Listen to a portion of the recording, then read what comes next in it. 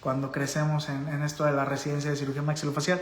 La clase está enfocada exclusivamente para que ustedes puedan enfocarse bien en qué onda con lo del ENARE y también en lo del propedéutico. Esta es la finalidad de este tipo de sesiones académicas que estamos haciendo, ¿vale? Bueno, entonces, listo, amigo. Te dejo para acá. Perfecto, mi querido doctor Manuel, y para todos los que ya se integraron y los que, bueno, vamos a admitir a lo largo de esta pequeña reunión. Y antes que nada, pues aquí quiero agradecerle de una manera muy especial aquí al doctor Manuel. Como bien lo dice, un gran amigo, exalumno y ahora colega, colaborador. ¿Quién le iba a decir? Lo conozco desde la licenciatura, desde que iba él en tercer año, y es para mí una honra que en este proyecto de tratar de estimular y promover a las nuevas generaciones de esta área de la especialización odontológica, para mí un honor y un placer poder compartir con ustedes estas experiencias. Voy a ser muy breve porque la verdad es que no quisiera que se extendiese mucho, quisiera entrar mucho en detalle, pero sí quería compartirles algo de mi currículum.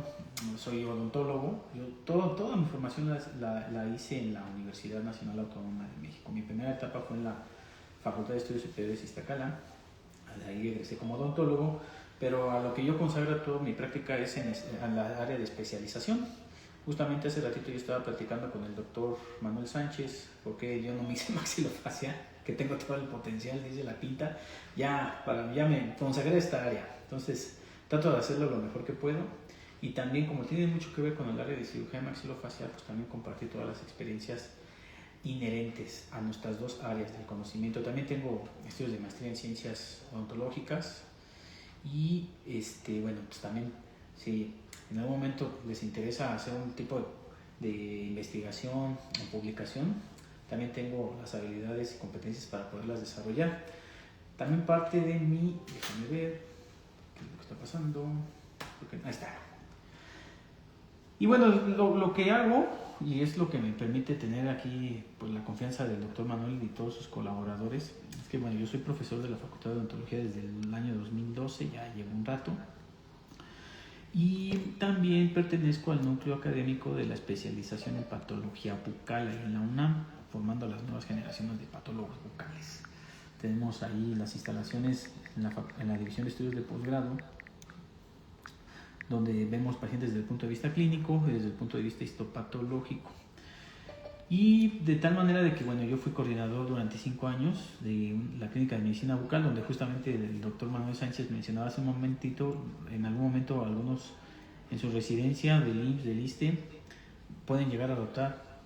Ahí de casa los de la UNAM son los que rotan, ahora sí que por default. Y mi práctica privada está orientada a patología quirúrgica de la región maxilofacial. Cuando son casos muy complicados, siempre tengo un ángel detrás de mí, un cirujano maxilofacial que me echa la mano cuando ya la cosa se pone complicada, porque hay que saber reconocer los límites. Déjame ver cómo le cambio. Ahí está. Ahora, rápidamente, también quiero compartirles para avivar más sus ánimos en querer estudiar esta especialización, que yo tengo ya, voy a cumplir 7 años. ¿Podemos mover la barra? Sí, voy a cumplir 7 años como profesor invitado del área básica de cirugía oral y maxilofacial. Entonces, como bien lo dijo el doctor Manuel Sánchez, si ustedes en su momento acceden sobre todo a las sedes que están aquí en la Ciudad de México, a mí me va a dar mucho gusto tenerlos. En su momento tuve a Manuel, él fue la segunda generación, y bueno, la primera generación fue en el año 2019. Actualmente tenemos, es que no sé cómo, ahí está. Actualmente tenemos a la generación que va a pasar al R2, se inician ellos en marzo y vamos a recibir a la siguiente generación. Aquí algo que pues a mí me resultó bastante triste es que hay 2 sedes que lamentablemente cerraron, 2 sedes que cerraron, ahora sí que no sé la causa, pero es muy triste, pero se añadió una nueva que es el Hospital General de México. Tenemos nuevos residentes que están pues cursando esta especialización del Hospital General, y nuevamente exhortarlos a que hagan su mejor esfuerzo para que puedan ustedes acceder. Por eso estos cursos les confieren una gran ventaja.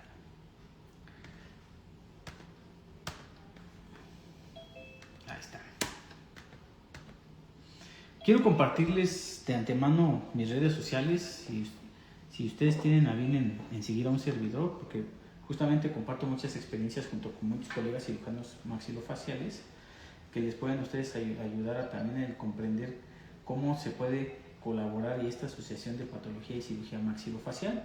Se las dejo ahorita y también se las voy a dejar al final cuando hagamos las preguntas y comentarios.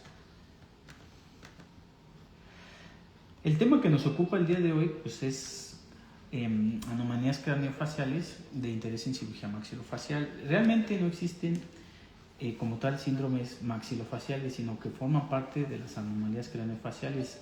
También quiero hacer mucho énfasis, esta es una clase muestra para quienes en su momento quieran y deseen abordarlas de una manera más específica, sobre todo porque si es un área que en su momento cuando yo hice el ENARE, porque yo lo hice en algún momento, sí venían muchas preguntas relacionadas de esta área y son de las áreas que muchas veces uno no las estudia. Por eso les recomiendo que en su momento sí tomen la clase que les va, que válgame la redundancia, que les va a ayudar a comprender mejor. Para ello nosotros tenemos que hablar de conceptos básicos en general. Siempre que vamos a hablar de alguna situación, ya sea muy local o sistémica, o en este caso el síndrome, siempre tenemos que hablar de conceptos básicos. Eso es importantísimo para que se pueda entender perfectamente el meollo de las enfermedades. Para ello hay que entender qué es la propedéutica y la semiología médica. ¿Por qué? Porque eso nos permite medir de alguna manera también categorizar la magnitud de una enfermedad. Y como ustedes bien saben, la propedéutica médica pues, es la enseñanza de las técnicas de exploración física. Entonces, la manifestación fenotípica de los pacientes nosotros los vamos a aprender a medir y hay muchísimos instrumentos de medición. Justamente los síndromes craneofaciales y de la región maxilofacial, nosotros tenemos que aplicar estas técnicas de exploración para poderlas categorizar y poder determinar cuál es el diagnóstico de las mismas. Pues el conjunto ordenado de métodos y procedimientos que nos valemos nosotros como clínicos en atención de la manifestación clínica de las enfermedades, y esa otra área de la manifestación clínica de las enfermedades pues la estudia la semiología médica. La semiología médica y la propedéutica médica van de la mano. En el caso de la semiología médica, pues aquí lo que estudia son los signos y los síntomas. Muchas de las enfermedades y de los desórdenes craneofaciales entran dentro de la categoría de síndrome. Y como ustedes saben, el síndrome es el conjunto de signos y síntomas.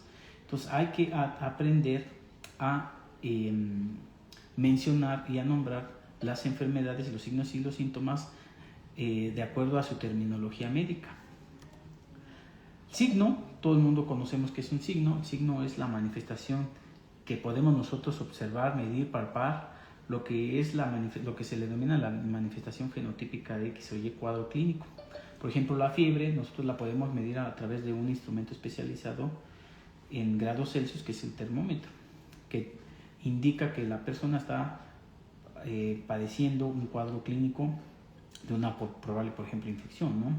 Entonces sabemos cuál es el estándar, que es 36 grados centígrados, y cuando nosotros encontramos que la temperatura está aumentada, nosotros lo podemos ver subjetivamente al palpar a la persona, al tocarla. Sin embargo, cuando lo quieres categorizar en una medida, utilizas un instrumento especializado, y de ahí por eso se utilizan las distintas técnicas de propedéutica y semiología médica. Y hay otra serie de cuadros clínicos que también nos pueden ayudar a determinar cuál es la enfermedad, y justamente en ese sentido aquí hay que recordar que las lesiones elementales, que es algo que también ustedes tienen que estudiar para poder comprender bien muchas de las enfermedades, porque esta es su primera manifestación como una lesión elemental o como un conjunto de lesiones elementales en el caso de los síndromes, y entonces a ustedes les va a ayudar a comprender mejor lo que se le denomina el cuadro patognomónico. O sea, el cuadro patognomónico, el signo patognomónico, como aquí lo dice en esta definición, es el hallazgo que, si está presente, generalmente te ayuda a dar el diagnóstico. Hablamos de terminología, de términos clínicos. Obedece a un origen etimológico, como muchos de los términos médicos, que es conocedor de la enfermedad o indicador de la enfermedad, pero esta palabra patognomónica recuérdenlo mucho, patognomónico. ¿Por qué? Porque si la persona o el paciente o el padecimiento lo presenta, generalmente te lleva a eso, a un diagnóstico clínico más certero. Por ejemplo, aquí en este caso, para efectos de lo que es la plática que hoy nos atiende, el signo patognomónico de cualquiera de estas imágenes, ustedes quienes ya los han visto sabrán cuál es, por ejemplo, una trisomía 21, por ejemplo, el síndrome de Down. Yo estoy seguro que la mayoría se va a inclinar hacia el lado izquierdo de la pantalla, de la cual ustedes están presenciando esta plática. ¿Por qué? Porque hay signos patognomónicos característicos de ese síndrome. La cara cuadrada, la cabeza, lo que se le llama braquicefálica. Por ejemplo, si yo ahorita les preguntara cuál es la secuencia de Pierre-Robin, quienes ya conocen el signo patognomónico de ese cuadro sindrómico o esa anomalía facial, inmediatamente se quedará viendo hacia la imagen del lado derecho. ¿Por qué? Porque parte de las características de ese síndrome... Que sí puedes aceptar varios que están pendientes. Una pequeña pausa porque hay 15 personas pendientes. Algunas personas que se van a incorporar. Muy bien, continuamos. Entonces, de tal manera de que si ustedes logran visualizar algunos de los aspectos patognomónicos de cualquier enfermedad, ahí vamos,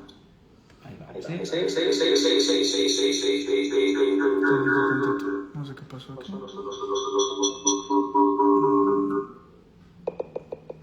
A ver, ahora. ¿Listo? ¿Listo? Perfecto. Creo que ya nos escucha el doble el eco.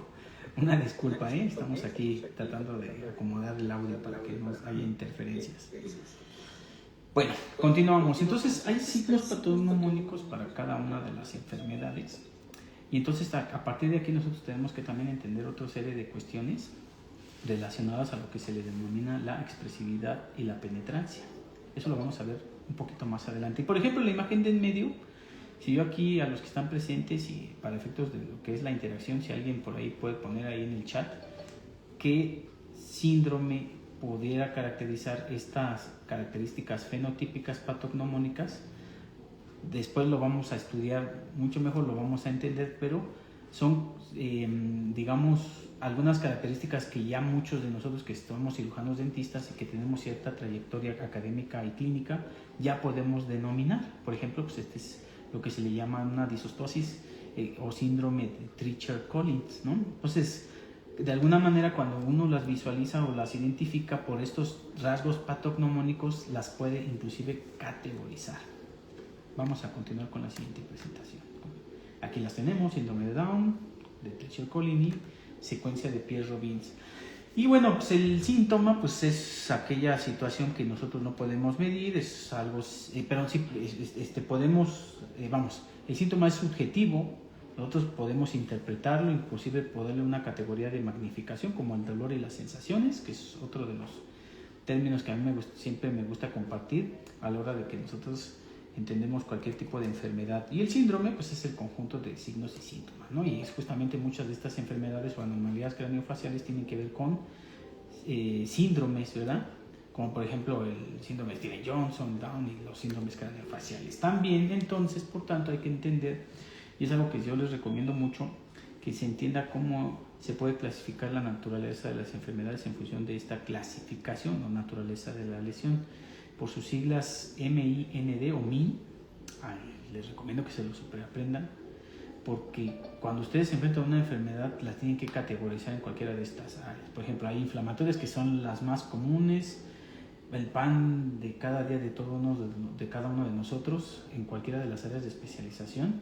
Están por otro lado las neoplásicas, los distintos tipos de tumores, tanto cancerígenos como no cancerígenos, las metabólicas, y para la cual nos ocupa esta plática, las anomalías craneofaciales caen dentro de esta categoría, la categoría de enfermedades del desarrollo.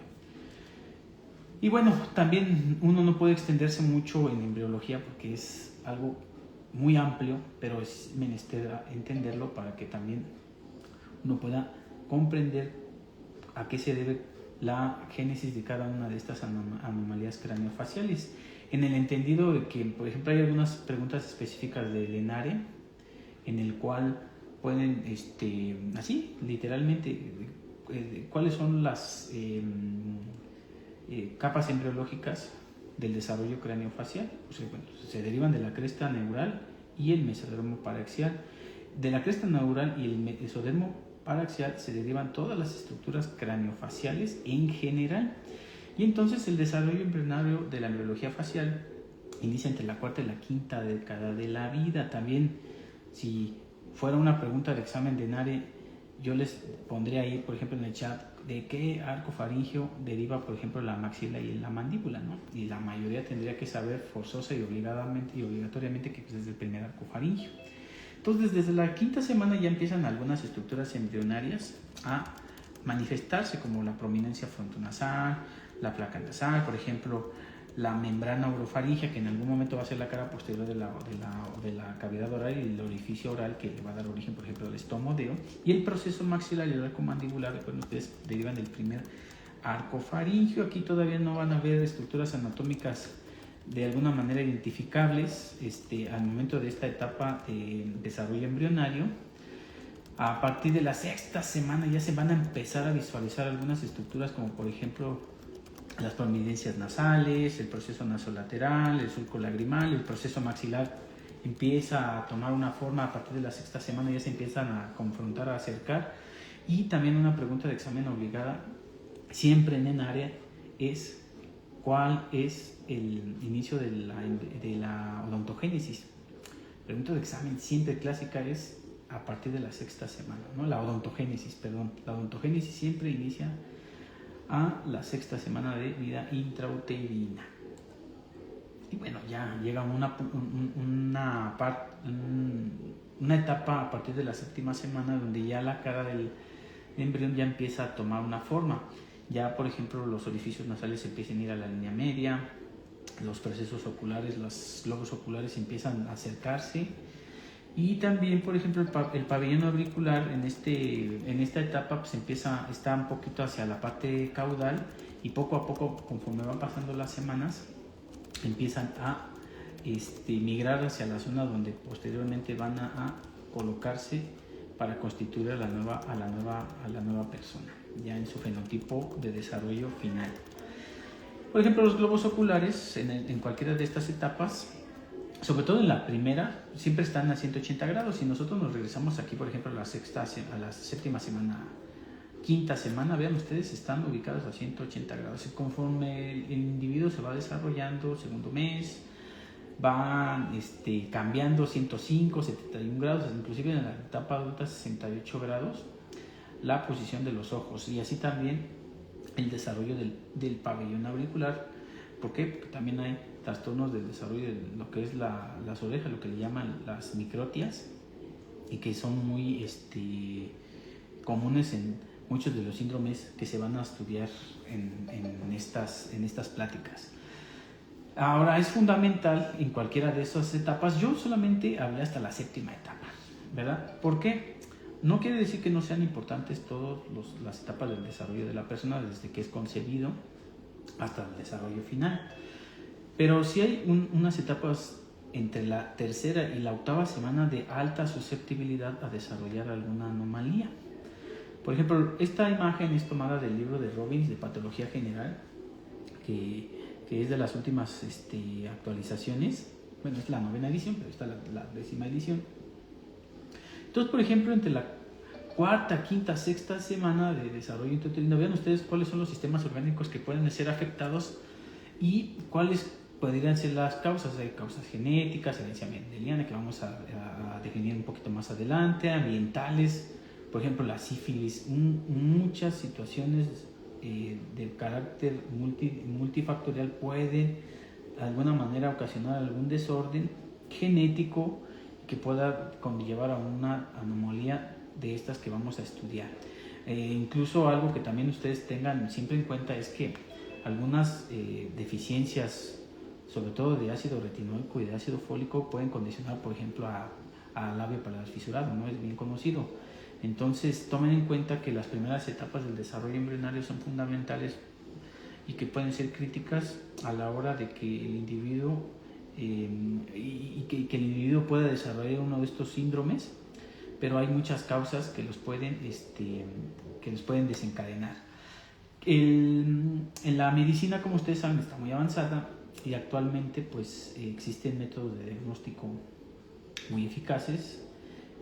Por ejemplo, existen los ginecólogos materno-fetales, que ellos hacen ultrasonido en cuarta dimensión, y entonces desde las primeras etapas de vida intrauterina ya se pueden visualizar, por ejemplo, alguna falla, algún defecto que pueda presentar el individuo, desde un síndrome hasta una anomalía, por ejemplo, como labio con paladar fisurado, ¿no? Como lo estamos viendo en estas imágenes ecográficas y en reconstrucción en cuarta dimensión.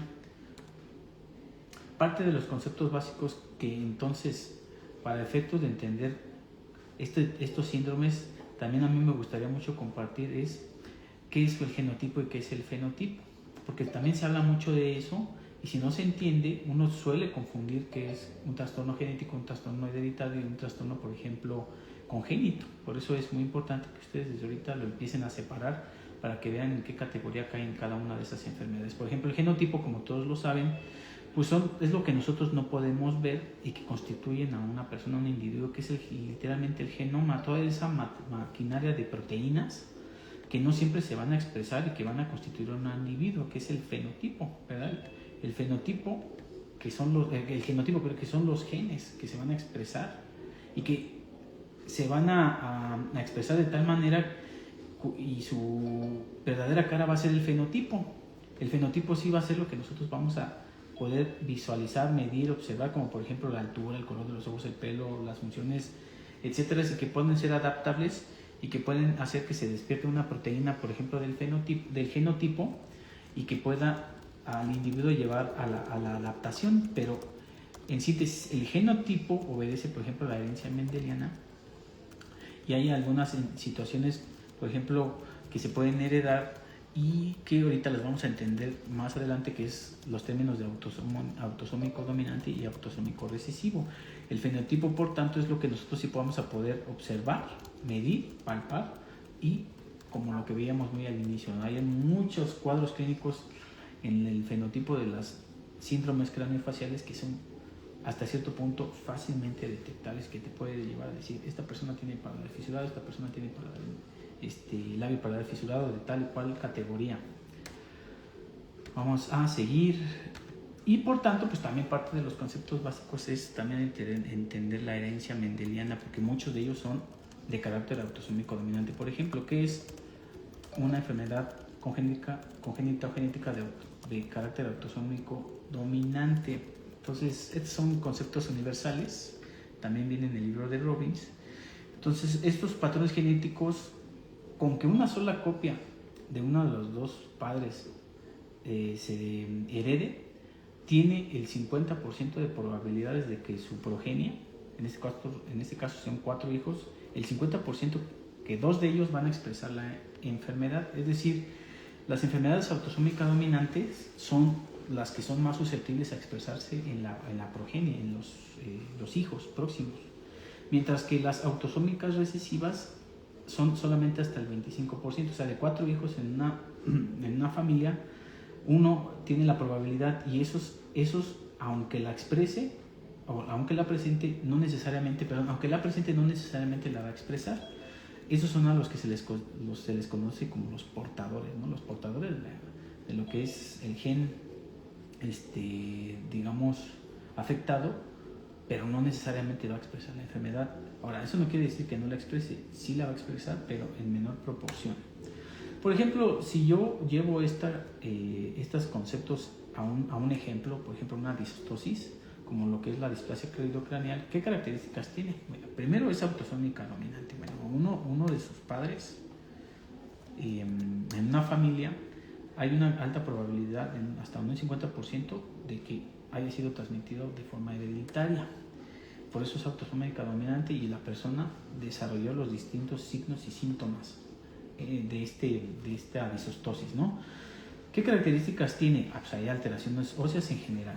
La expresividad puede ser variable, eso también es muy importante. En la herencia de las enfermedades tú puedes tener dos personas con disostosis cleidocraneal, por ejemplo, con esa displasia cleidocraneal, perdón, y unos pueden expresar una serie de características como por ejemplo agenesia, hipoplasia de las clavículas, que es lo más común. Por ejemplo, una persona con displasia cleidocraneal puede tener hipoplasia y otra no necesariamente. Por eso esto es lo que le llaman la expresividad variable. ¿Qué otras características presentan esta displasia cleidocraneal? Por ejemplo, sutura frontal prominente, baja estatura, anomalías dentarias asociadas, por ejemplo, a hiperodoncia. Estos pacientes suelen tener dientes, lo que le llaman dientes supernumerarios, por así decirlo. Ahora, dientes supernumerarios en dos personas con displasia cleidocraneal, que es una disostosis.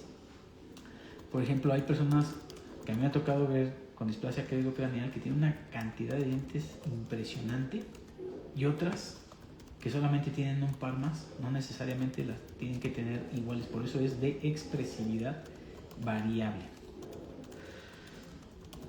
Yéndonos también otra vez por esta línea, también hay que entonces definir que es una enfermedad genética. Entiéndase, enfermedad genética es una falla en los genes. Muchos entienden la enfermedad genética como algo que siempre se va a heredar y no necesariamente. O sea, una mutación la puede presentar cualquier célula por distintos factores químico-biológicos y físico-químico y biológicos, ¿no? Por ejemplo, un cáncer es una enfermedad genética, determinada genéticamente. Entonces, ahí, ¿qué es lo que se va a ver afectado? Los mecanismos en la replicación celular, por ejemplo, ¿no? Y la capacidad de reparar, que va a obedecer a cierto tipo de mutación, cualquier cáncer, y entonces lo que va a hacer es proliferar. No es una enfermedad genética que cae en la categoría, en este caso, de neoplasias. Entonces, ¿qué es lo que está afectado ahí? Las proteínas, las bases nitrogenadas que tienen alguna mutación. Entonces, ¿qué es lo que va a suceder? Van a expresarse como una enfermedad. ¿De qué tipo? De distintos tipos. En este caso hablamos de los desórdenes craneofaciales. Enfermedad congénita. La enfermedad congénita, por su parte, dice cualquier condición o rasgo que se presenta durante el desarrollo. Una persona, por ejemplo, puede tener, es concebida, está su desarrollo pleno en las primeras semanas. A lo mejor la persona no sabe que está embarazada y entonces no toma las precauciones de la nutrición adecuada, etcétera, y puede desarrollar una enfermedad congénita. No necesariamente tiene que ser genética. Muchas de ellas sí son genéticas, como por ejemplo las trisomías o muchos de estos síndromes, pero las pueden desarrollar a lo largo de la vida intrauterina y posterior al nacimiento. Esas son enfermedades congénitas. Y enfermedades hereditarias es de que siempre se van a heredar. Siempre sí se van a heredar. Ahora, de que se puedan manifestar, bueno, va a depender de lo que mencionábamos antes, que si es autosómica dominante o autosómica recesiva. Entonces, esto es muy importante que se entienda para que ustedes no tengan dudas a la hora de categorizar muchos de estos síndromes que son congénitos y otros verdaderamente que son hereditarios, que son completamente hereditarios. Se van a heredar, sí, siempre sí, se van a manifestar. Ahora, cuando nosotros ya vemos el fenotipo de nuestros pacientes, parte de las historias clínicas lo que vemos es estas definiciones que para efectos de esta plática es menester que las entiendan. Por ejemplo, está la persona normocéfala, puede tener cierta discrepancia su epicráneo, uno apenas si lo alcanza a notar, y hay términos que sí son bien conocidos, como por ejemplo las personas que son dolicocéfalas o braquicéfalas, ¿no? Que vienen siempre en las historias clínicas. Muchos de estos síndromes los van a presentar. Hay otros, como por ejemplo la pleocefalia y la trigonocefalia, pues el término lo dice todo, pues esta forma como triangular. La plagiocefalia puede ser anterior o posterior, tiene una forma como más rectangular el cráneo de la persona, del individuo. Pero lo usual es que nosotros los categoricemos en normocéfalo, dolicocéfalo o braquicéfalo. Por ejemplo, un síndrome de Down siempre son braquicéfalos. La dolicocefalia, vamos a ver más adelante cuáles síndromes pueden estar asociados, sobre todo en el curso ya que nos interesa que ustedes accedan, que es más completo que esta introducción. vamos a ver cuáles son los que tienen tendencia a la dolicocefalia. Hay muchos instrumentos de medición básicos para determinar las dimensiones craneales. Muchos los hemos utilizado, por ejemplo el vernier, pues cuando nos formamos como odontólogos, pues, ¿quién no utilizó un vernier, por ejemplo, para medir la dimensión vertical, ¿no? Pero hay otros especializados. Justamente hace un momento yo platicaba con el doctor Manuel Sánchez que hay una derivación en cirugía maxilofacial, por ejemplo, para desórdenes craniofaciales, y entonces seguramente la práctica inherente a esa subespecialidad en cirugía maxilofacial va a requerir que tengan, por ejemplo, estos instrumentos de medición. Sí, siempre sí, porque todo el tiempo van a estar viendo estos pacientes con estas enfermedades, ¿no? Entonces, por ejemplo, para el perímetro cefálico, pues lo usual es que utilicen la cinta métrica, ¿no? La cinta métrica típica que todo el mundo nos hemos puesto en la cintura. Por ejemplo, aquí lo que hacen es determinar el perímetro cefálico en función. Por ejemplo, ahí está esta tabla de desarrollo craneal. Yo la conozco muy bien porque pues, a mi hijo, cada que lleva su control natal, hablan de los percentiles en función del peso y la edad, ¿no? Entonces tienen que caer todos en esta curva, lo que es la curva un poquito más oscura y que te indica un desarrollo craniofacial adecuado. Entonces, ¿qué es lo que utilizan? Pues una cinta métrica en índice de medición craneal, índice cefálico, para poder determinarlo. Por ejemplo, se determina de 1, 2 a 3 años y cuáles son en niñas y en niños los índices establecidos, que son los parámetros normales. Entonces, si hay una discrepancia, puede ser por una situación congénita. Por ejemplo, hay situaciones en las que a lo mejor el alumbramiento fue muy traumático y en esos momentos el pequeñito nació con el cráneo dolicocéfalo, por ejemplo, ¿no?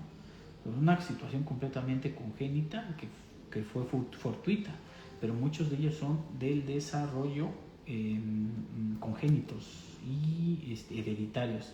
Una regla sencilla y el vernier para medir, por ejemplo, los tercios, desde la parte epicraneal hasta lo que es el mentón, el índice pupilar, el índice cantal, por ejemplo, etcétera, etcétera, etcétera. Entonces, todas esas medidas ustedes las tienen que tomar como base para poder establecer cuál es la ocular. Y bueno, lo que nosotros conocemos muy bien y que a lo mejor para efectos de su práctica, sobre todo en cirugía ortognática, para quienes la vayan a practicar en su momento, pues conocer muy bien cuáles son las medidas mandibulares, ¿no? Los puntos cefalométricos que te van a indicar si una persona es clase 1, clase 2, clase 3, y hay muchos índices cefalométricos, los más comunes, el de Ricketts, todos esos que ustedes ya conocen perfectamente. Y bueno, ya para finalizar y para entrar en materia en lo que es esta práctica introductoria, pues vamos a hablar de la clasificación de las anomalías craniofaciales. Esta fue establecida desde 1981, no ha tenido muchos cambios. Hay un comité de nomenclatura y clasificación de las anomalías craniofaciales en la Asociación Americana. Muchas de las clasificaciones vienen de las asociaciones americanas. Entonces son 5 categorías. Están las fisuras faciales, encefaloceles y las disostosis. Para nuestra práctica nos interesan aquí en esta primera categoría las fisuras faciales y las disostosis. Por otro lado tenemos también las atrofias y las hipoplasias. Vamos a ver a muchos pacientes que tienen atrofia hemifacial, por ejemplo, hipoplasia hemifacial, neoplasias, que esa categoría no la vamos a ver aquí, y las craniosinostosis. Las craniosinostosis son de mucho interés para efectos de entender las anomalías craniofaciales. Tiene que ver con las suturas craneales. Por ejemplo, ¿qué son las craniosinostosis? Bueno, pues así se define, como un cierre prematuro de una de las suturas que ustedes conocen perfectamente, provocando formas anormales en la cabeza y potenciando la presión intracránea, ¿no? Pues los pacientes nacen con la cabeza de distintas formas, ya vimos algunos ejemplos, y se van a definir entonces estas craniosinostosis por la sutura afectada, de tal manera que, por ejemplo, aquí, como una forma muy general, tenemos craniosinostosis sagitales, ¿verdad? son las suturas sagittales, las coronales, las metópicas, las lamboideas múltiples. Pueden ser sindrómicas o no sindrómicas. Muchas de ellas son sindrómicas, hay que aclararlo. Pero algunas se van a presentar de forma fortuita, sobre todo en el alumbramiento. Luego hay algunos alumbramientos que son muy traumáticos para los bebecitos y entonces les ocasionan esas deformidades que posteriormente van a tratar de corregirlas con métodos ahí. Pues sí, los neonatólogos darán algunas recomendaciones para corregirlas, pero el bebé está perfectamente bien desarrollado, ¿no? Que si no las corrigen, pues va a quedar con ese defecto porque se van a desarrollar a lo largo del crecimiento postnatal. Y hay algunas que son falsas, esas entran dentro de la categoría de falsas. Insisto, las craneosinostosis se definen por la sutura afectada. Por otro lado, también tenemos las fisuras faciales, labio pteroidal fisurado. Muchas de ellas pueden ser congénitas o pueden ser adquiridas. Hay una clasificación que muchos de ustedes conocen y la apariencia clínica es muy evidente.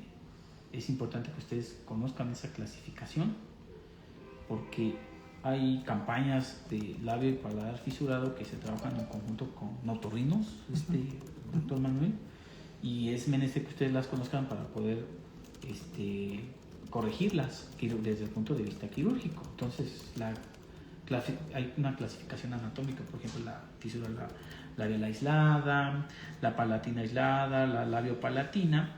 Cada una de ellas va a tener una complejidad y un potencial de comunicación con la cavidad, ¿cómo se llama? Con la cavidad nasal. Y bueno, tenemos también la clasificación más conocida que es la de Bell.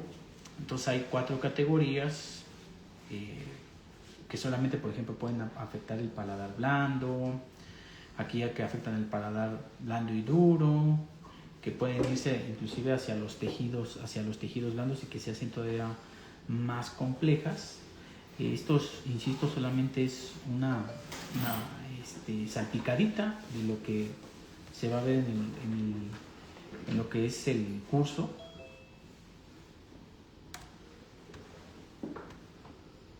Y las disostosis, finalmente, que engloban estos trastornos que pueden ser congénitos o adquiridos por el desarrollo óseo debido a fallos en la osificación, ¿no? Hay muchos tipos de disostosis, como por ejemplo la que mencionábamos hace ratito, que es autosómica dominante, que es la displasia craneocraneal y todo lo que afecta, ¿no? Pero también está la disostosis mandíbulo-facial, como por ejemplo el síndrome de Treacher-Collin. Hace ratito poníamos una imagen del síndrome de Treacher-Collin que afecta el desarrollo de los huesos faciales. Pues, estas personas tienen hipoplasia malar, por ejemplo, ¿no?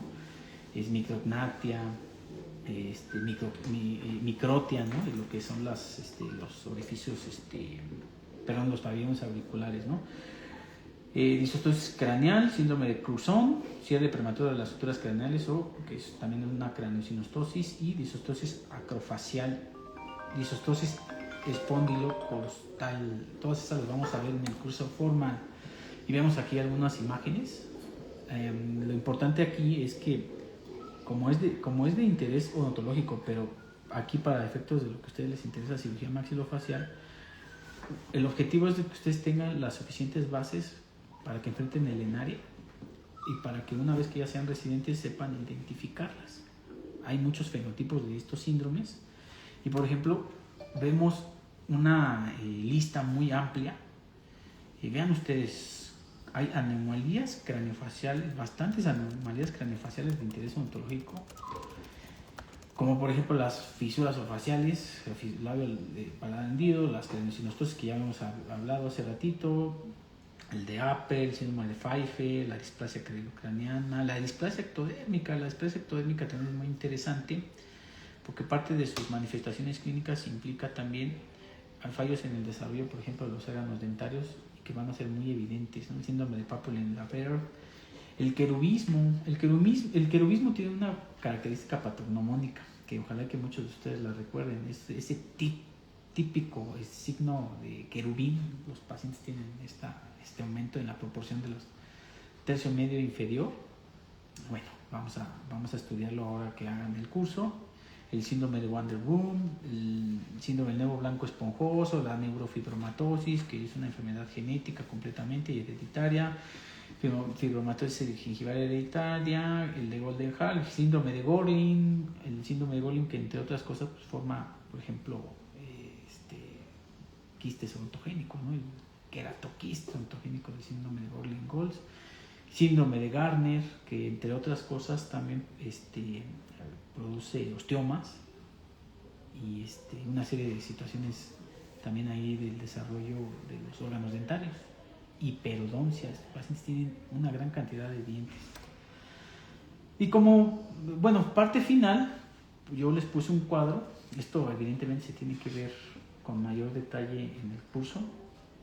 Por ejemplo, tenemos el síndrome de Apert. En el caso de las craniosynostosis, es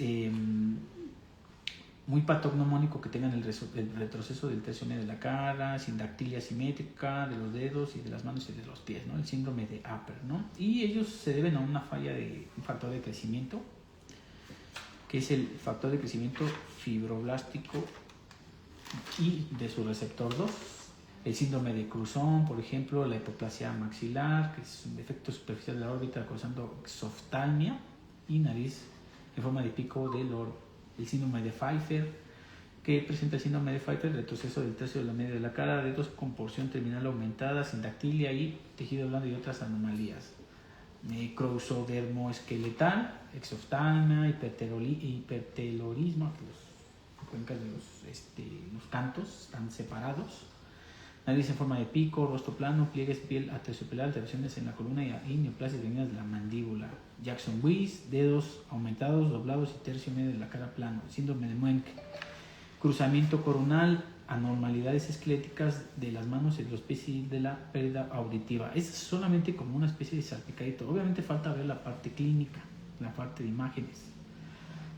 Como pueden darse cuenta, para todos los que están presenciando esta reunión, hay una gran cantidad. Necesitamos estudiarlas con mayor profundidad porque son preguntas, ¿verdad, doctor? Que vienen en el propedéutico, que vienen en el ENARE. Es imposible, incluso, por ejemplo, yo ya estoy preparando la clase extensa, pero incluso, por ejemplo, el síndrome de Cruzón son una clase de 1 hora. Entonces hay que hacer una buena síntesis, pero mi intención para efectos de esta clase introductoria o clase muestra es que ustedes sepan de lo particular a lo general, que hay una manifestación clínica de cualquier enfermedad que obedece a una categoría en su naturaleza neoplásica, del desarrollo, autoinmune, etcétera. En este caso son del desarrollo y que hay que saberlas medir y categorizar y que entran dentro de una clasificación. Para efectos de las anomalías craneofaciales hay disostosis, fisuras y craniosinostosis. Y este último cuadro da cuenta, por ejemplo, de algunos síndromes que están asociados a craniosinostosis y, entre otras cosas, lo que tendríamos que aprender ya en el curso formal. No sé cómo andemos de tiempo. No, muy bien. La verdad es que esto es una pequeña pellizcadita, nada más para que se den una idea de la forma en la que expone Emi. Estamos hablando que están escuchando una clase de alguien que lleva más de 10, 15 años siendo catedrático de profesor de universidad de la UNAM, de Ciudad Universitaria, de posgrado, de formación de patólogos y de residentes de maxilo. Entonces, se va a aventar la masterclass, obviamente, de patología. Vamos a hacerla, el doctor Emiliano la va a hacer exclusivamente de síndromes. La idea de esto es relación a maxilo. O sea, todo esto se está haciendo en relación a los que quieran entrar a la especialidad de maxilofacial. Son preguntas claves. Todo lo que les comentó Cruzón, Pfeiffer, todas esas cositas se las tienen, no es mentira, o sea, literal es de memoria para el prope. Si hay residentes, si hay médicos de base que lo preguntan y de verdad que dan muchos puntos a ver esto, te evitas hacer clases, te evitas hacer tareas en el propedéutico, y evitarte hacer una tarea en el propedéutico es muchísimo, porque puedes tú avanzarle y con eso vas teniendo mejor puntaje para que te puedan escoger. Al menos así es en el seguro, estoy seguro que también es en el ISSSTE, desconozco al menos en la UNAM, pero en los que son hospitales, escuela, estoy muy seguro que este tipo de clases les va a funcionar. Ahora, ¿cuándo se va a aventar esta masterclass? Todavía no sabemos. Ahorita yo tengo una que voy a exponer yo del doctor Emi, que es de Emiliano, el de Sinaloa, que es la de trauma facial. Los que se inscribieron a ello, los que pagaron a ella, de verdad muchas gracias, también están apoyando mucho a lo de la asociación, entonces eso funciona. Va a ser lo mismo con la clase del doctor Emiliano Jurado, pero solo quiero que vean, o sea, las tipos de clases que se están tratando de impartir, que estoy seguro que les van a servir para el propéutico y para el ENARE. Entonces, todas las preguntas las escribí en el chat de Zoom. Los que no están en el Zoom, bueno, esta clase básicamente introductoria se va a enviar a la cuenta de YouTube. Ahí la van a poder ver, ahí van a poder ver todas las como preguntas de prope que puse específicamente de la clase de EMI, todas, que sí fueron varias las que yo me iba acordando poco a poco. Entonces, váyanlas apuntando, porque nadie les dice eso. Llegan al propedéutico y no tienen a veces ni idea de qué contestar. Entonces, con esto ya van a saber qué contestar tal cual en el propedéutico. Y se los juro por mi vida que les da mucha ventaja, de verdad.